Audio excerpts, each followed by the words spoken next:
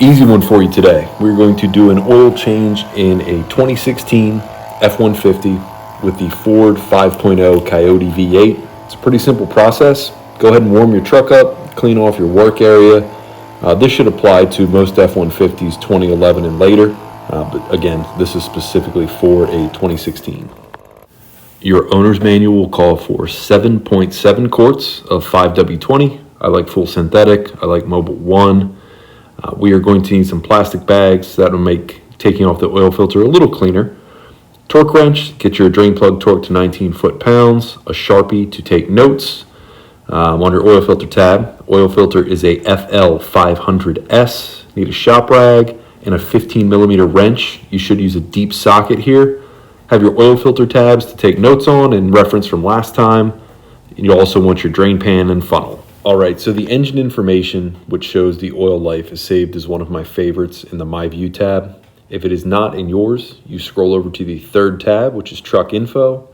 Scroll up to Engine Information. You'll see mine is displayed at 27% of oil life. I usually change it right around 30, which is about 7,500 miles. All right, go ahead and get your truck on a level workspace now that it's nice and warmed up. If it's a four-wheel drive, you're not going to need ramps or a jack for this. If you have them and you want to do it, go for it, but there should be plenty of clearance, even under a two-wheel drive. If you have enough ground clearance, you're not going to need jacks. Admire how cool the LED ambers look, and then go ahead and pop your hood, pull this tab right by the parking brake, go around to the front. You're going to reach in and slide the lever towards the passenger side and lift up at the same time. You can just do it with one hand, lift up with the back of your hand. Pull your fill cap.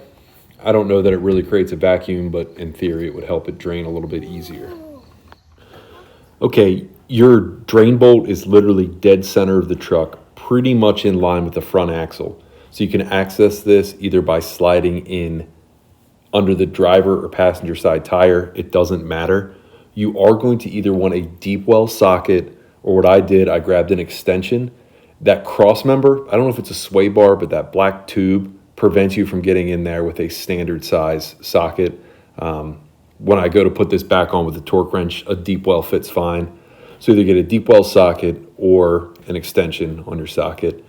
This is only supposed to be torqued to 19 foot-pounds, so it shouldn't be that difficult to get out unless the previous person used an impact gun or over-torqued it.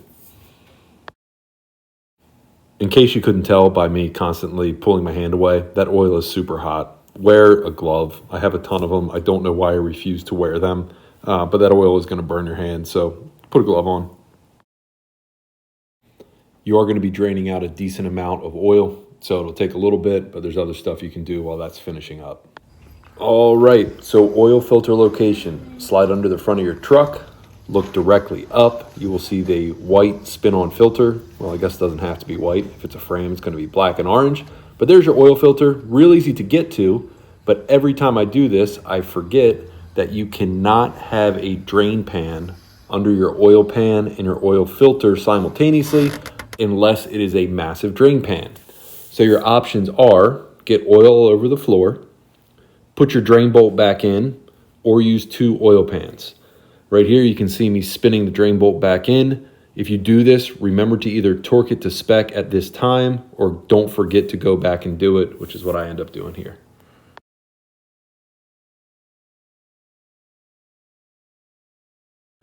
All right, so I had to go under there and loosen that filter up with two hands. So I didn't video that, but it is semi-loose now. So we're gonna go in. This is a little trick, not super necessary, but you put a plastic bag over it, use it as like a glove. That way it catches any of the residual oil that's gonna slop out once that thing's loose. Something to be aware of, and it gets me every time. You see this black channel right here, right beneath the oil filter. You think, oh, that's so nice. Ford put that there so oil runs out down a little spout right to your drain pan. That's half true. There's also a random hole in the skid plate, and once you pull that filter, it starts draining oil out of there too. I don't know why it drains in two places. It is guaranteed to make a mess unless you have a drain pan positioned perfectly, or again, you're using two drain pans. In this case, I screwed it up and I'm gonna fix it with kitty litter. There you go, there's the view of it coming through the skid plate, and then it will also slop down that nicely positioned spout, which if it would function right would be great, but it doesn't. You're going to get drainage from two different spots. All right, like I mentioned, it is a 19 foot-pound spec on that drain bolt. So we have the torque wrench set to 19 foot-pounds. We have a deep well socket on there, so we do not have to use an extension. We're going to go ahead and tighten that to spec before we forget.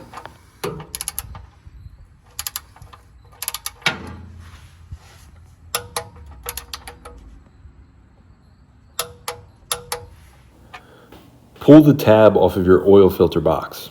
This way you have the part number for your oil filter at all times. What I like to write on this, I like to write the date of the oil change.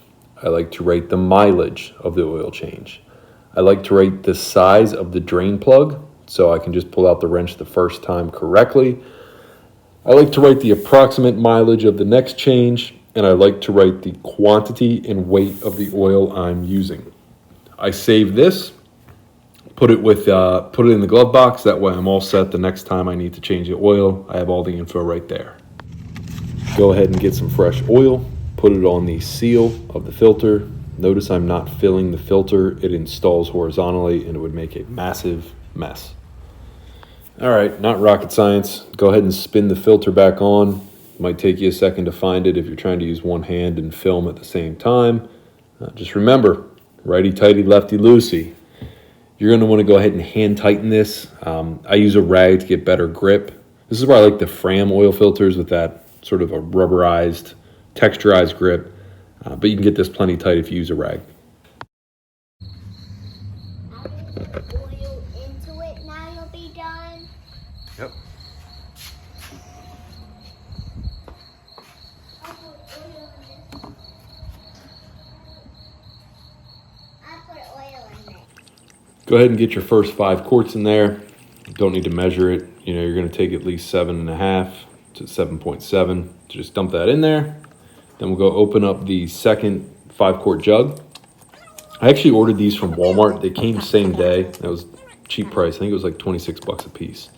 I used the empty jug with the funnel to measure out the 2.6 to 2.7 additional quarts you're going to need. So blub, blub, glug, glug, off to the races. I'd say that's about 2.7, somewhere in there. Go ahead and pour it in. All right, go ahead and check your oil level. Your dipstick is on the opposite side of the engine block from where you just filled. You look for a yellow ring, go ahead and pull that up. We are reading a little bit high, but that's good because we did not put any oil in the filter itself, so this will drop a bit. You want to check it after your first drive. My wife took this to a soccer game. I read it when she got back, everything checked out. Put your fill cap back on. Make sure all your tools are accounted for. You don't want to leave a wrench under the hood. Use your oily rag to shine stuff up a little bit while you're under there. And you are pretty much good to go, my friend. We do need to reset the oil service light, which is super easy in these trucks. So let's get that done and we're all set. Start your truck up. It's going to go to your last screen. Just hold in the OK button on your steering wheel for 3 seconds to reset. Thanks for watching. Like, comment, subscribe. Have a great day.